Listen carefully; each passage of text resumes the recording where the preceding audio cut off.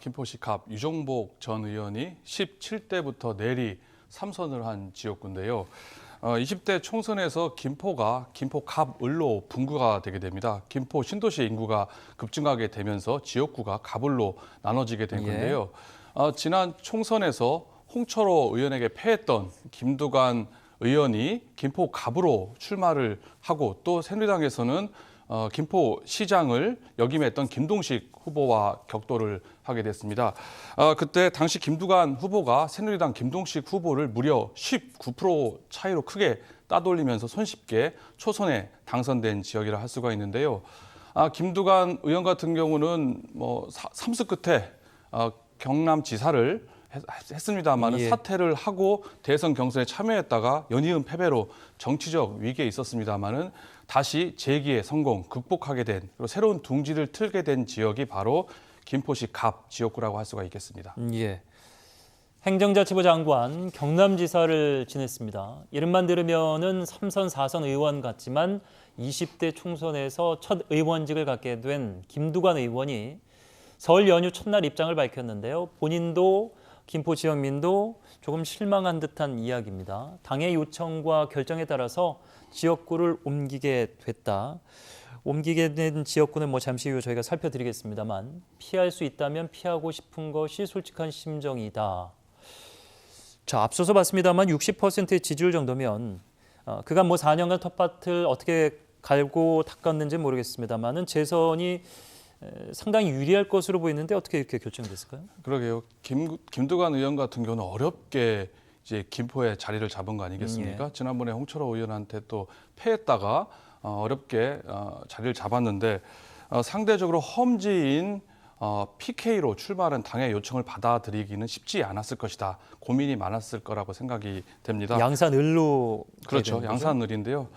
문재인 대통령의 사저가 있는 곳이라고 할 수가 있는데 하지만 지금 민주당이 부울경에서 상황이 녹록치가 않은 상황입니다. 만에 하나 보수 통합이 이루어지게 될 경우에는 상당히 어려운 선거가 될 상황이라 보여지기 때문에 이해찬 당대표를 비롯한 당의 요청을 거스르기에는 고사하기에는 어려운 점이 있었다라고 생각이 들고요. 민주당에서 전략적인 결정이기 때문에 불가피한 결정을 했다 볼 수가 있지만 김포 시민들 입장에서는 실망감, 배신감이 이만저만이 아니라고 할 수가 있을 것 같습니다. 지난 총선에서 상대 측 후보였죠. 김동식 후보가 김두관 후보 당선되면 떠날 사람이라고 공격을 했었거든요. 그에 대해서 김두관 당시 후보는 김포에 뼈를 묻겠다고 공언을 했었습니다마는 결과적으로 김포를 떠나게 된 상황이 된 겁니다. 김포 갑 같은 경우는 유정복 의원을 3선을 시켰지만 결국 인천시장에 나가기 위해서 김포를 버리고 떠났거든요. 그런데 김두관 의원마저 김포를 떠나니까 김포를 버렸다라고 시민들이 이렇게 생각할 만도 하다 생각이 됩니다. 근데 김두관 의원 같은 경우는 좀 억울하겠습니다. 이제 본인도 말씀하시는 것대로 어렵게 차지한 이 지역이고 그리고 재선이 비교적 이제 수월하게 갈 수 있는데 초선 의원인데 이런 험지로 나가게 된 거에 대해서 당의 입장이라고는 합니다만 본인은 굉장히 지금 억울할 것으로 보이는데요. 네, 지금 중진들의 험지 출마가 거론되고 있고 어쨌거나 김두관 의원 입장에서는 상당히 당혹스럽고 그리고 본인이 여기 지키겠다고 또 얘기를 했었기 때문에 본인 입장에 받아들이기 조금 어려웠을 것 같습니다만은 당의 강력한 강권이 있었다 그렇게 볼 수가 있을 것 같습니다. 과연 부울경에 불리한 판세가 예상되는 상황에 초선 의원, 물론 전국구의 이름을 갖고 있는 분위기는 합니다만은 21대 총선 양산을에서 어떤 결과를 이뤄낼지도 관전 포인트가 될 것 같습니다. 자, 다른 후보군들이 들으면은 기분이 안 좋을 수도 있겠습니다만 여하튼 김포감은 일찌감치 재선 의원이 나오지 않을 상황이기 때문에 무주공산이 됐다 이렇게 평가가 되고 있는데 어떤 후보군들이 있을지 보도록 하겠습니다. 유영록 전 김포시장, 허숙 전 민주평화당 자문위원, 여기에 한국당계 박진호, 김윤주, 김준우, 조성진 후보군들 중에서 이제 유영록 전 김포시장이 단연 눈에 띕니다만 민주당에서 과연 이 지역을 어떻게 후보군을 정리할 것인지 전략 공천으로 갈 가능성은 없는지 이런 걸 좀 살펴봐야 되겠습니다. 네, 민주당에서는 김포시장을 역임했던 유영록 후보가 일찌감치 예비 후보로 등록한 상황이라고 할 수가 있습니다. 이 후보 같은 경우는 김포시장을 2번이나 역임을 하고 인지도가 상당히 높은 상황입니다. 그렇기 때문에 김포 갑에서 경선을 하게 될 경우에는 공천을 받을 가능성이 상당히 높다. 공천장을 받을 확률이 높다라고 볼 수가 있습니다. 하지만 변수는 김두관 의원과의 관계 문제입니다. 상당히 네. 관계가 좋지 않다. 갈등 관계에 있다고 알려져 있기 때문에 예. 과연 이용록 후보가 쉽게 공천받을 수 있게 되겠느냐. 전략 공천 가능성도 충분히 열려 있다라고 볼 수가 있을 것 같고요. 실제로 지난 지방선거에서도 재선을 잘하던 이용록 김포시장이 3선에 도전을 했습니다마는 충격적으로 경선 단계에서 컷오프된 일도 있었기 때문에 네. 이 후보가 과연 공천장을 받고 본선에 뛸지는 좀 더 지켜봐야 될 것으로 보여지고요.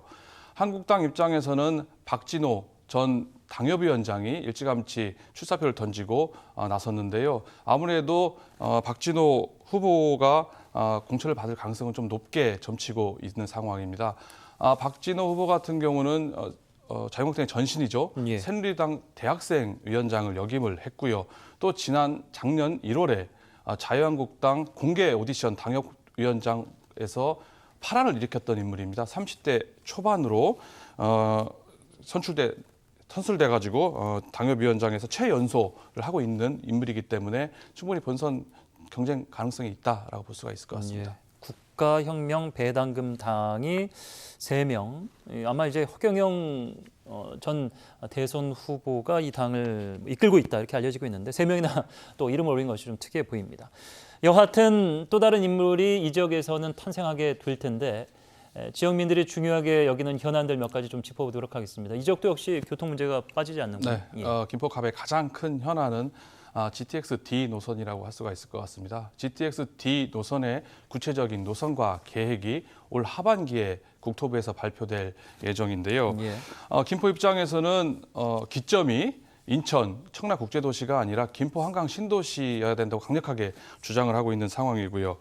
이외에도 김포 한강선이라든지 인천 지하철 2호선을 김포와 고양까지 연장하는 등 교통 현안이 유독 많은 지역이 김포 갑이라고 할 수가 있습니다.